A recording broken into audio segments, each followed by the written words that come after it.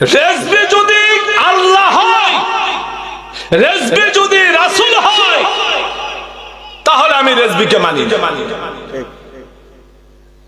এই কথা এখানে না আপনাদের বাগবেরে বলি নাই, এই কথা একবার দুবার নয়, এই কথা বহুবার আমি রেজবিয়া দরবারের উরুস শরীফের স্টেজ পরিচালনার সময় বাবাজান কিবলার হায়াতে জিন্দেগিতে ভাইজানদের উপস্থিতিতে বহুবার আমি উরুস শরীফে বলছি, বলি নাই আমি রেজবিকে মানি না। এখনো বলি আমি রেজবিকে মানি না। আল্লাহর ইজ্জতের কসম আমি রেজবিকে মানি না। আমি মানি কোরআন এবং সুন্নাহ। কোরআন এবং সুন্নাহকে মানতে যাইয়া আমি রেজবিকে মানতে বাধ্য। ঠিক